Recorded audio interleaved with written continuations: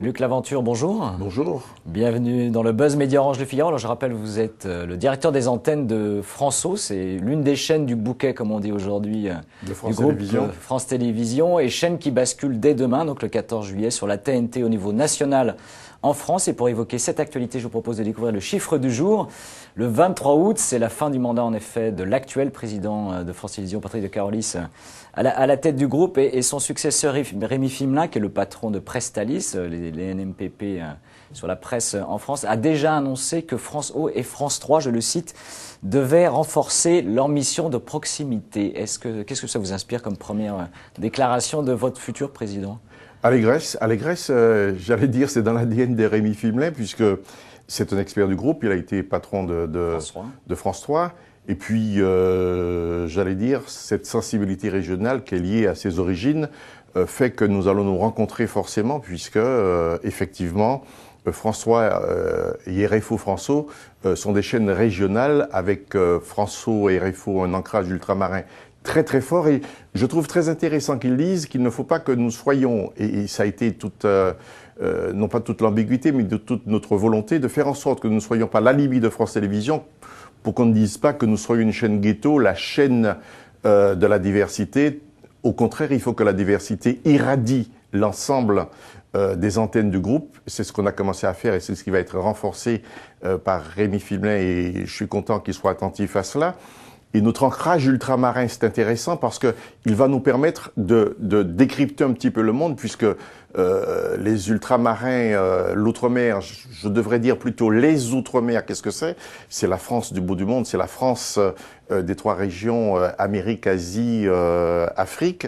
Ça veut dire qu'effectivement, nous sommes le réceptacle de toutes les cultures. Et forcément, nous devons être aussi les diffuseurs de toutes les cultures. Et j'ai épinglé cette phrase de Rémi Fimelin qui, dans son audition au Sénat, disait la chose suivante. France-O doit être la chaîne de l'outre-mer avec une ouverture vers les cultures du monde. Donc, alléluia, tout va bien. Ça lui fera plaisir. Alors la nouvelle France-O va se découvrir et se présenter à l'occasion de ce basculement en TNT nationale. Est-ce que c'est un vrai changement d'identité ou pas par rapport à ce qui était France-O jusqu'ici ? C'est un renforcement dans ce que je viens de dire. D'abord, première chose, je prendrai deux exemples concrets pour ne pas être dans le concept général. Ce soir, 13 juillet, on va investir la Bastille avec un grand concert de la fraternité. Investir dans la Bastille, pour nous, c'est symboliquement fort. Demain, on fera une grande émission, une très très grande émission, sur le 14 juillet, à l'occasion justement, avec deux axes principaux, l'outre-mer dans la République, l'outre-mer dans l'armée.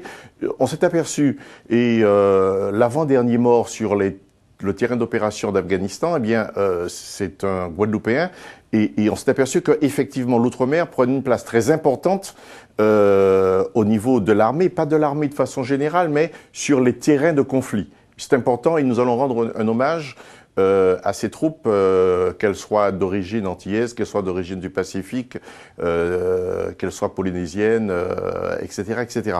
La deuxième chose que l'on va faire, nous allons montrer que l'outre-mer est aux avant-postes de la rénovation de l'armée, puisque le RSMA est allé au secours. Le RSMA, c'est-à-dire le service militaire adapté, le régiment des services militaires adaptés qui se trouve dans les Outre-mer, eh bien, ces forces sont parties au secours d'Haïti après le tremblement de terre, ce qui veut dire que nous sommes aux avant-postes. Nous représentons un petit peu les frontières mondiales de la France dans cette redéfinition de l'armée qui fait un petit peu d'humanitaire.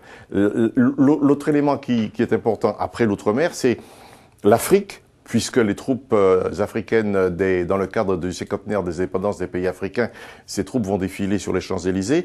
Et nous allons un petit peu revisiter l'histoire pour montrer que la première décolonisation de la France a été faite par les Africains, puisqu'ils ont bouté hors de la France les troupes d'occupation lors des 2 dernières guerres mondiales. Est-ce que ce changement de statut et ce renforcement des ADN va nécessiter des investissements supplémentaires en termes de budget pour France-O ou pas ?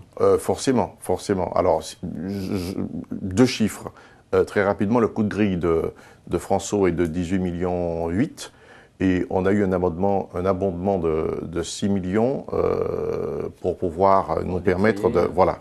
Et cette, la communication sur ce changement démarre dès aujourd'hui.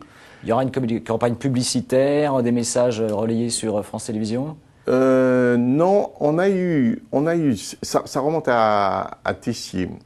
Marc Tessier, le fait que, on lui doit beaucoup cela d'ailleurs, le fait que nous soyons même si nous étions seulement sur la TNT Île-de-France, que nous soyons dans la bande-annonce groupe, ce qui nous a permis effectivement de nous faire connaître par cette bande-annonce, on lui doit bien ça, c'est un petit clin d'œil que je lui fais.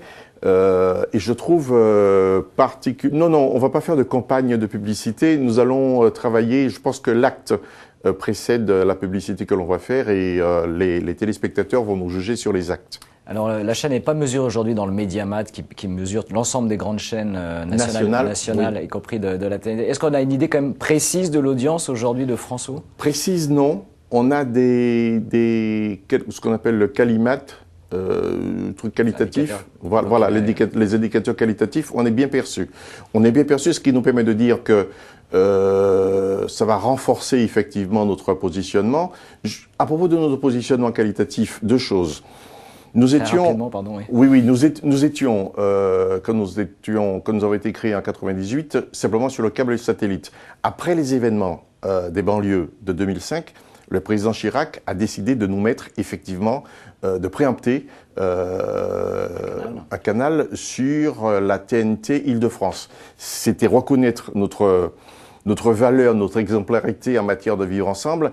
Et le fait qu'après les États généraux de l'Outre-mer, le président Sarkozy ait décidé en novembre 2009 de nous mettre sur le national, je pense que c'est un satisfecit pour justement notre expertise du vivre ensemble que nous avons en Outre-mer.